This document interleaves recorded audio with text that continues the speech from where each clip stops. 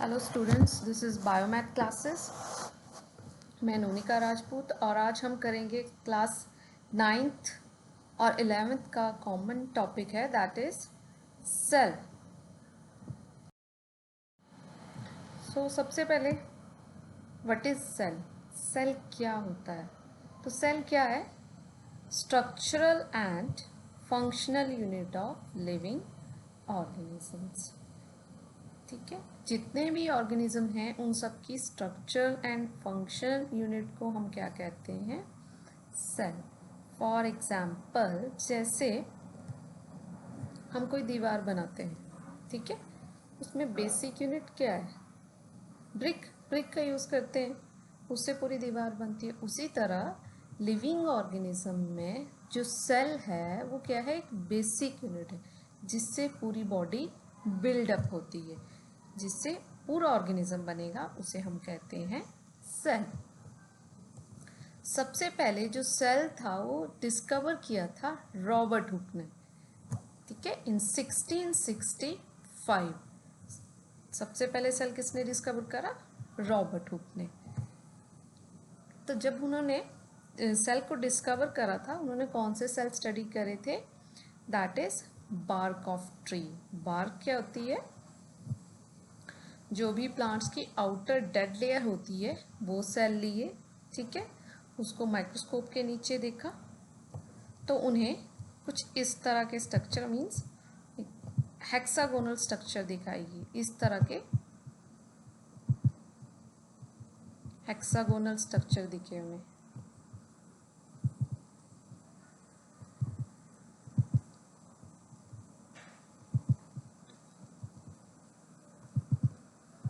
थोड़ी डायग्राम ऐसे बन रही है, ठीक है।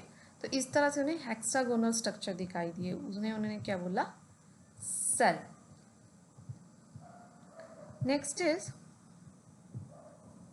नेक्स्ट साइंटिस्ट थे एंटोन वॉन लीeuwenhoek। उन्होंने फर्स्ट डिस्क्राइब और देखे थे लिविंग सेल्स। रॉबर्ट हुक ने जो सेल देखे थे वो क्या था? ट्री की जो बार्क थी वो कैसे सेल थे? डेड सेल थे।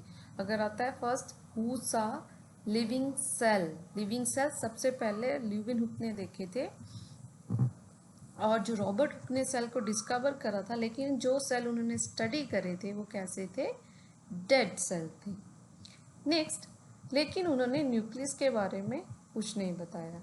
उसके बाद साइंटिस्ट थे रॉबर्ट ब्राउन। उन्होंने क्या डिस्कवर किया कि जो इनके अंदर एक डार्क सा स्ट्रक्चर दिखता है, दैट इज न्यूक्लियस। उसे उसने क्या कहा? न्यूक्लियस। तो ये था अबाउट द सेल और उसकी डिस्कवरी के रिगार्डिंग। अब हम आगे करेंगे अबाउट सेल थ्योरी। जैसे ही सेल की डिस्कवरी हुई, साइंटिस्ट ने क्या किया? डिफरेंट प्लांट्स या एनिमल सेल को स्टडी करना शुरू कर दिया। तो दो साइंटिस्ट थे, शलीडन एंड सचवान, ठीक है। इन्होंने प्लांट्स और एनिमल सेल को स्टडी किया और उसके बाद एक थ्योरी दी, दैट इज सेल थ्योरी। तो उन्होंने क्या कहा था कि जितने भी लिविंग ऑर्गेनिजम्स हैं वो सारे किससे बने हैं? सेल से बने हैं and product of cells. It means कि जितने भी ऑर्गेनिज्म हैं, जैसे हम ह्यूमंस की बात करते हैं, हमारी बॉडी में क्या है? सेल्स हैं या सेल्स से मिलके और यूनिट्स बनी हैं, ठीक है। तो उन्होंने भी क्या कहा था कि जितने भी ऑर्गेनिजम्स हैं वो सारे सेल्स से बने हैं या product of cells, that is cell theory. Next है, अब उन्होंने सेल तो बता दिया कि सेल से ऑर्गेनिज्म बनते हैं, लेकिन जो सेल थ्योरी थी उसमें कुछ कमियां रह गई। वो ये नहीं एक्सप्लेन कर पाए कि न्यू सेल्स कहाँ से बने, ठीक है, लिविंग ऑर्गेनिज्म सेल से बने होते हैं, लेकिन जो नए सेल हैं, ये सेल है वो कैसे बना, कहाँ से आया? कि जो भी न्यू सेल्स हैं, अब जो सेल था उससे न्यू सेल्स जो हैं वो कहाँ से बने?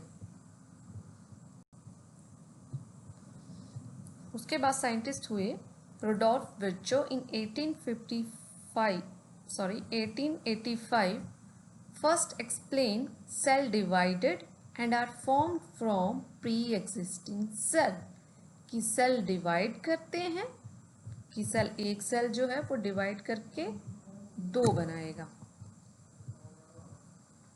इट मीन्स सेकेंड, जैसे देखो ये कोई सेल है, ठीक है, अब ये डिवाइड करेगा,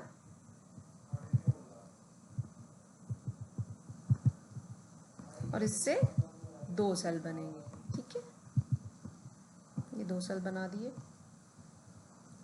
तो इसने क्या किया, सेल डिवाइड करते हैं and formed pre existing cell. अब जो ये नए वाले सेल है किससे बने, जो पुराने वाला सेल है वो डिवाइड किया, तो ये कैसे सेल है, प्री एग्जिस्टिंग सेल। तो इसी से जो है पुराने सेल से ही नए सेल बने, उसको उसने बोला ominous सेलुले सेलुले, ominous सेलुले सेलुला।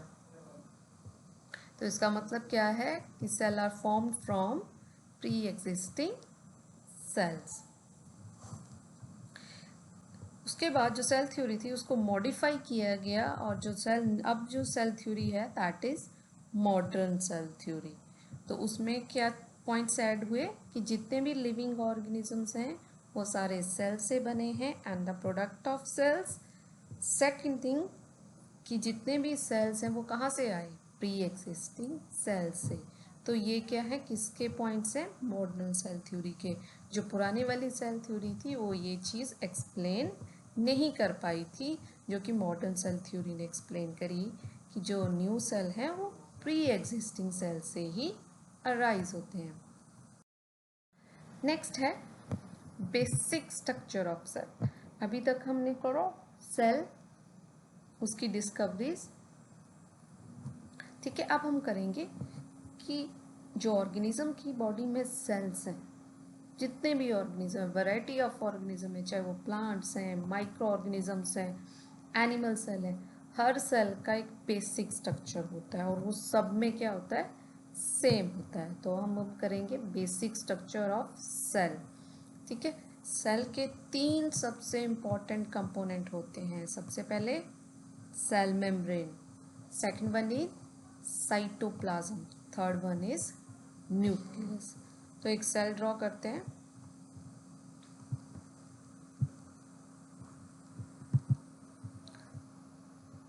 This is a cell, okay, cell ले लिया।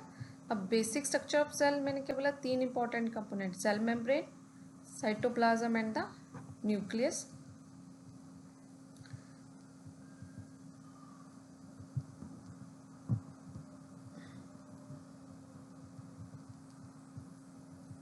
न्यूक्लियस, एक सेकेंड, ठीक है, ये सेल है,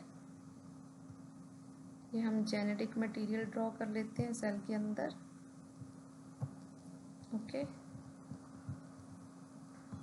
नेक्स्ट इज न्यूक्लियर मेम्ब्रेन,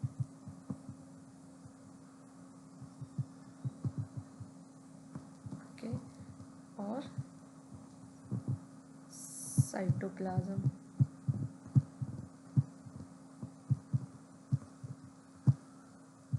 ठीक है। तो सेल के तीन इंपॉर्टेंट कंपोनेंट हो गए, cell membrane, cytoplasm and the nucleus. तो जो सबसे बाहर आपको दिख रहा है, ठीक है, फॉर एग्जांपल ये कोई सेल है, ठीक है, तो जो सबसे बाहर वाली चीज़ आपको दिख रही है ये क्या है, सेल मेम्ब्रेन, ठीक है, ये क्या है, सेल मेम्ब्रेन है। सेल मेम्ब्रेन के अंदर जो ये वाला आपको एम्प्टी हिस्सा दिख रहा है इसे क्या बोलते हैं, cytoplasm, okay. Next one is, ये सारा क्या है, न्यूक्लियस, न्यूक्लियस, ठीक है, ये सारा क्या है, न्यूक्लियस। और ये न्यूक्लियस के अंदर क्या है, जेनेटिक मटेरियल, जिसे क्या कहते हैं, डीएनए, ठीक है, और ये सारा क्या है, न्यूक्लियस है। तो किसी भी सेल के तीन बेसिक स्ट्रक्चर होते हैं, सेल मेम्ब्रेन आउटर वाली, साइटोप्लाज्म एंड द न्यूक्लियस। अब जो ये वाला हिस्सा है इसमें क्या क्या चीज़ें होती हैं, दैट इज साइटोप्लाज्म। दो तरह का मटेरियल होगा, cell organelles and cell inclusions. Cell organelles क्या है, एंडोप्लाज्मिक रेटिकुलम, शॉर्ट में ऐसे हम क्या बोलते हैं, ER, mitochondria, Golgi apparatus, ribosomes, lysosomes, centrosomes and the plastids. ठीक है, 9th क्लास के लिए कि जो भी ऑर्गेनेली है उन्हें आप प्रोनाउंस करो, तभी आपको ये अच्छे से लर्न होगी। तो सेल ऑर्गेनेली क्या है?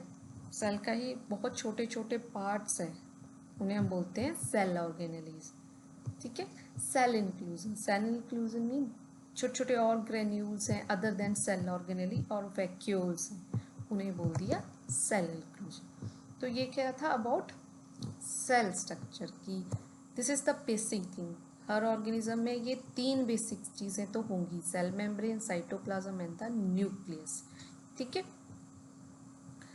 न्यूक्लियस जो ये वाला हिस्सा है, अब इसके बारे में थोड़ा सा कर लेते हैं। न्यूक्लियस, ठीक है, तो न्यूक्लियस में सबसे बाहर क्या होती है? न्यूक्लियर मेम्ब्रेन, जो ये वाली दिख रही है आउटर, दिस वन, ये क्या है? न्यूक्लियर मेम्ब्रेन है। ओके, और जो ये थ्रेड लाइक स्ट्रक्चर दिख रहा है, इसे हम क्या बोलते हैं? डीएनए या क्रोमैटिन फाइबर। ओके, और इसके अंदर साइटोप्लाज्म की तरह ये कि यहाँ जो एम्प्टी स्पेस है वो मटेरियल होता है, उसे बोलते हैं न्यूक्लियोप्लाज्म। और एक और चीज़ होती है दैट इज न्यूक्लियस, वो भी न्यूक्लियस के अंदर होता है। वो बाकी जब हम डिटेल में न्यूक्लियस का स्ट्रक्चर करेंगे वहाँ पे आपको अच्छे से क्लियर हो जाएगा। नेक्स्ट अब हम करते हैं size and shape of cell. तो there is different variety of organisms.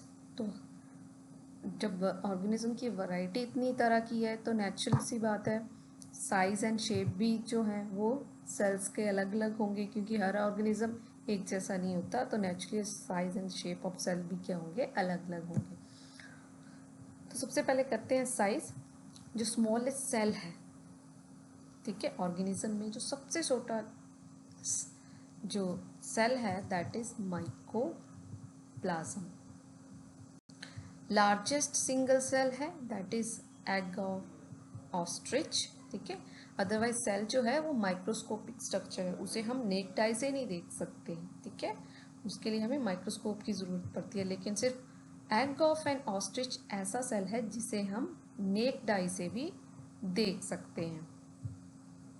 Next है नर्व सेल। नर्व सेल कैसे हैं? हमारी बॉडी में लॉन्गेस्ट सेल कौन सा है? Nerve cell. ये लेंथ में काफ़ी लंबे होते हैं, तो longest cell is nerve cell. Next है शेप्स। अब जो सेल्स हैं डिफरेंट शेप्स के होते हैं, they may be disc like, columnar, thread like. ठीक है, वो अलग अलग होते हैं, जैसे कि ब्लड सेल है, डिस्क लाइक सर्कुलर है। ठीक है, नर्व सेल ब्रांच्ड स्ट्रक्चर है, ब्रांचेस की तरह है, ओवम है। ठीक है, सर्कुलर स्ट्रक्चर है। फैट सेल है, ओवल शेप्ड है, दिस इज ओवल। ठीक है, ये लॉन्ग थ्रेड लाइक स्ट्रक्चर है। Sperm, smooth cell, muscle cell दिए हुए हैं, ये स्पिंडल शेप बोलते हैं इसे। स्पिंडल जैसे बेलन होता है ना, उस तरह की शेप को हम बोलते हैं स्पिंडल शेप। ठीक है, और ये बोन सेल है, ब्रांच्ड, काफ़ी ब्रांच्ड स्ट्रक्चर है। तो these are the different shapes of the cell. की सेल जो है वो डिफरेंट शेप्स के होते। नेक्स्ट इज अब न्यूक्लियस के बेस पे। ठीक है, इससे पहले हमने क्या किया? सेल जो है उसके 3 बेसिक इंपॉर्टेंट कंपोनेंट थे, cell membrane, cytoplasm, third one is nucleus.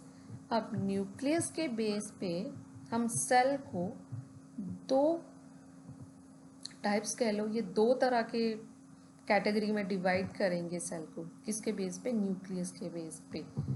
Prokaryotic cell and eukaryotic cells. ठीक है, सबसे पहले करेंगे प्रोकैरियोटिक सेल्स। सेल्स क्लियर है? प्रो मतलब प्रिमिटिव, ठीक है, कैरियोटिक मीन न्यूक्लियस।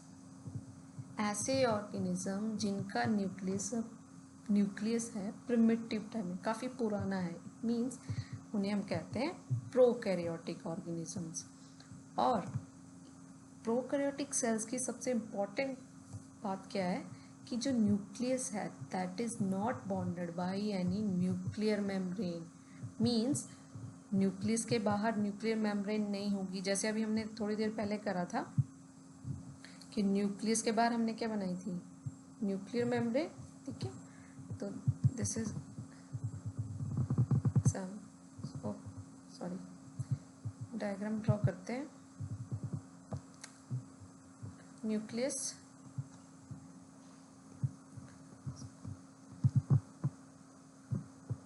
हटा ही देते हैं, एक सेकेंड।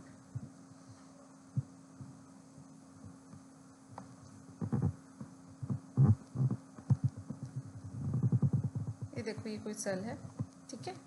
अब इसके अंदर क्या था, ये क्या थी, सेल मेम्ब्रेन, ये साइटोप्लाज्म, और यहाँ पे क्या था, जेनेटिक मटेरियल। जेनेटिक मटेरियल क्या बताया है, डीएनए या क्रोमैटिन मटेरियल। वो न्यूक्लियस जब हम करेंगे डिटेल में कर लेंगे, ठीक है। तो अब ये क्या हो रहा है, प्रोकैरियोटिक सेल्स क्या होते हैं, nucleus is not bonded bye nuclear membrane. तो ये क्या है, जेनेटिक मटेरियल है, ये सेल मेम्ब्रेन है। इसके बाहर कोई मेम्ब्रेन दिख रही है, ड्रॉ नहीं करी हमने, मीन्स ये इस तरह के सेल्स होते हैं, इनके जो जेनेटिक मटेरियल होता है उसके बाहर कोई न्यूक्लियर मेम्ब्रेन नहीं होती, ऐसे ओपनली जेनेटिक मटेरियल पड़ा होता है, उसे हम बोलते हैं प्रोकैरियोटिक सेल्स। और उसके लिए हम स्पेसिफिक एक टर्म यूज करते हैं, दैट इज न्यूक्लियाइड। मीन्स ये ट्रू न्यूक्लियस नहीं है, क्योंकि न्यूक्लियर मेम्ब्रेन नहीं है तो ट्रू न्यूक्लियस नहीं है, इसलिए इसे हम इसे क्या बोलते हैं, न्यूक्लियाइड।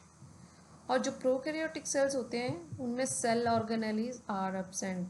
अभी हम पीछे किया ना कि सेल ऑर्गेनेली भी सेल में होती हैं, जैसे एंडोप्लाज्मिक, राइबोसोम्स, बहुत डिफरेंट तरह की सेल ऑर्गेनेलीज थी, वो सारी यहाँ पे नहीं होती। सिर्फ क्या होता है, 70S राइबोसोम्स प्रेजेंट होते हैं। और एक बहुत इंपॉर्टेंट ऑर्गेनेली है जो सेल को डिवाइड करने में हेल्प करती है, दैट इज सेंट्रियोल। वो भी क्या होती है, यहाँ पे अब्सेंट होती है। प्रिमिटिव टाइप का जब लाइफ बनी थी तो उस टाइम इस तरह के सेल्स बनेंगे, तो उनमें ज़्यादा चीज़ें नहीं होती हैं, ठीक है। तो फॉर एग्जाम्पल प्रोकैरियोटिक सेल्स का एग्जाम्पल है बैक्टीरिया। इट मीन्स जो बैक्टीरिया है उसमें किस तरह के सेल होंगे, प्रोकैरियोटिक सेल्स, ठीक है। नेक्स्ट है यूकैरियोटिक सेल्स। यूकैरियोटिक सेल्स क्या है, एडवांस सेल हैं, ठीक है, कैरियो मीन न्यूक्लियस। तो प्रोकैरियोट के बाद के जो सेल आए थे वो थे यूकैरियोटिक सेल्स। तो उसमें न्यूक्लियस कैसा है, bonded by the nuclear membrane. अब न्यूक्लियस के बाहर क्या बन गई, न्यूक्लियर मेम्ब्रेन। तो इसीलिए से हम क्या बोलते हैं, ट्रू न्यूक्लियस। जो यूकैरियोटिक सेल्स हैं उनमें कैसा न्यूक्लियस होता है, true nucleus. All cell organelles are present. और सारी सेल ऑर्गेनेलीज क्या होती हैं, प्रेजेंट होती हैं। और राइबोसोम्स, आगे हम टाइप्स करेंगे, दो तरह के राइबोसोम्स होते हैं, तो वो दोनों ही क्या है, प्रेजेंट होती हैं इसमें। एग्जाम्पल क्या आगे इसमें, जैसे प्लांट सेल है, एनिमल सेल्स हैं, ठीक है। जैसे हम लोग हैं, हम में कौन से सेल्स होंगे, प्रो और यूकैरियोटिक, ठीक है, कि हमारे सेल में सारी चीज़ें प्रेजेंट हैं। बैक्टीरिया सेल हो गए, ठीक है। तो ये कैसे थे, प्रिमिटिव टाइप के सेल्स थे, तो इनमें क्या था, न्यूक्लियस भी कैसा था, प्रिमिटिव था, तो उनके इसलिए उनको क्या बोलते हैं, प्रोकैरियोटिक सेल्स। तो आज हमने करा अबाउट द सेल, ठीक है, और उसकी टाइप्स, ठीक है। तो आज इतना ही करेंगे। वीडियो अच्छी लगी हो तो लाइक, शेयर और सब्सक्राइब ज़रूर करें। और अगर आपको कोई डाउट है तो आप मुझे कमेंट बॉक्स में कमेंट कर सकते हैं।